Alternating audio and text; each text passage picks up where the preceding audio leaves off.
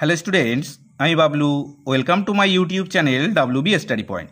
আজ আমরা আলোচনা করব তোমাদের প্রবন্ধ রচনা নিয়ে, যেটা খুবই গুরুত্বপূর্ণ এবং এটা পরীক্ষায় আসতেই পারে এবারের পরীক্ষায়। কারণ দেখো, কিছুদিন আগেই T20 বিশ্বকাপ 2024 যেটা সমাপ্ত হয়েছে, যেটাতে ভারত জয়লাভ করেছে। তো চলো সেটা আমরা একটু খুবই সংক্ষিপ্ত আকারে আমি এটা লিখেছি তোমাদের পরীক্ষার জন্য, তো তোমরা ভালো করে একটু দেখে নাও। দেখো, পুরুষ T20 বিশ্বকাপের নবম আসর বসেছিল ওয়েস্ট ইন্ডিজ ও আমেরিকা যুক্তরাষ্ট্রে। 1 জুন থেকে শুরু হওয়া এবারের বিশ্বকাপে অংশগ্রহণ করেছিল 20টি দেশ। তো আমরা এটা আমাদের ভূমিকা হিসেবে দেখে নিলাম। এবার দল বিভাজন বা শ্রেণী বিভাজন বলে তোমরা একটু হেডিং করতে পারো। 4টি গ্রুপে বিভক্ত করা হয়েছিল 20টি দলকে। প্রতিটি গ্রুপের শ্রেষ্ঠ 2টি দল সুপার 8-এর জন্য মনোনীত হয়।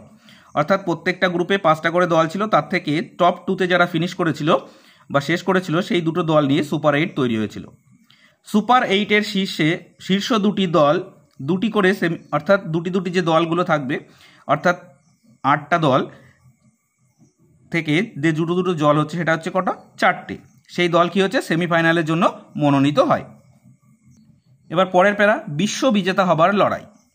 বিশ্ব বিজেতা হবার লড়াই শুরু হয় 1 জুন USA ও কানাডার মধ্যে, অর্থাৎ আমেরিকা যুক্তরাষ্ট্র ও কানাডার মধ্যে।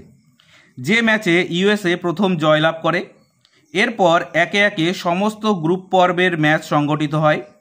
ভারত, অস্ট্রেলিয়া, আফগানিস্তান, ইংল্যান্ড, দক্ষিণ আফ্রিকা, বাংলাদেশ, ওয়েস্ট ইন্ডিজ ও USA সুপার 8-এ প্রবেশ করে। অর্থাৎ শেষ 8-এ কিন্তু প্রবেশ করেছিল এই 8টা দেশ।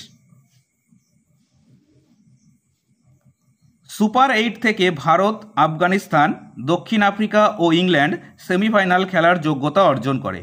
অর্থাৎ ভারত যে গ্রুপে ছিল সেই গ্রুপে ছিল কি? ভারত, অস্ট্রেলিয়া, বাংলাদেশ, আফগানিস্তান। তার থেকে ভারত আর আফগানিস্তান কোয়ালিফাই করেছিল। আর দক্ষিণ আফ্রিকা, ওয়েস্ট ইন্ডিজ, ইংল্যান্ড এবং USA এই থেকে দক্ষিণ আফ্রিকা ও ইংল্যান্ড সেমিফাইনালের জন্য যোগ্যতা অর্জন করেছিল। এবার দেখো, বেশি ডিটেলসে আর যাচ্ছি না, সরাসরি আমি ভারতের চলে আসছি। সেমিফাইনাল ও ভারত পাকিস্তানকে হারানোর মধ্য দিয়ে, অর্থাৎ প্রথম ম্যাচ ভারত পাকিস্তানকে হারিয়েছিল, তার মধ্য দিয়ে অস্ট্রেলিয়া, বাংলাদেশ, আফগানিস্তানকে হারিয়ে বিশ্বকাপের সেমিফাইনালে প্রবেশ করে।